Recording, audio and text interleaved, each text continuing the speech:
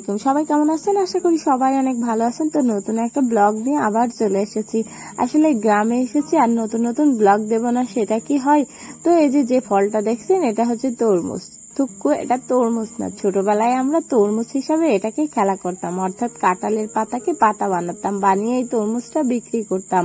বাসায় যখন আত্মীয় স্বজন আসতো খেলনা বাটিতে, তখন কিন্তু এই তরমুজটা খেতে দিতাম। আর এই যেটাকে দেখতে পাচ্ছেন এটা হচ্ছে ঝেঁঝি পোকা, আমরা বলতাম ঝেঁঝি পোকা।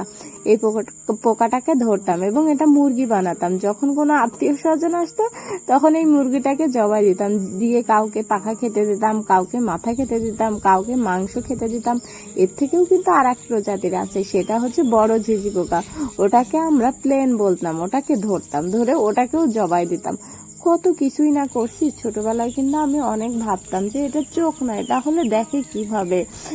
ছোটবেলার ভাবনাগুলোই ভালো ছিল। ছোটবেলায় ভাবতাম কবে বড় হব, কবে বড় হব। আর এখন বড় হয়ে ভাবি কেন ছোট থাকলাম না, এত তাড়াতাড়ি কেন বড় হয়ে গেলাম। বড় হওয়ার সাথে সাথে মাথায় রেসপন্সিবিলিটি, দায়িত্ববোধ, কত কিছুই না। ছোটবেলায় কিন্তু এগুলোই থাকতো না। কখন ঘুমাবো, কখন ঘুম থেকে উঠবো, কখন স্কুল থেকে আসবো, খেলা করব। মাথায় একটাই নেশা ছিল, সেটা হচ্ছে খেলার নেশা। ওই দিনটা যদি আবার ফেরত পেতাম। এখন টাইম আছে কিন্তু খেলার নেশা নাই। খেলা এখন করতে ভালো লাগে না। ছোটবেলায় যে জিনিসগুলো করতে খুব বেশি আনন্দ পেতাম, এখন ওই রকম আনন্দ লাগে না। সবকিছুই যেন জীবন থেকে হারিয়ে গেছে। তা আমার মতো কার কারই এরকম হয়, ছোটবেলার কথা অনেক বেশি মনে পড়ে, ছোটবেলার টাইমটাকে মিস করে, তারা অবশ্যই কমেন্ট করে আমার ভিডিওতে জানাবেন। তো সবাই ভালো থাকবেন, সুস্থ থাকবেন। দেখা হবে নেক্সট কোনো ব্লগে।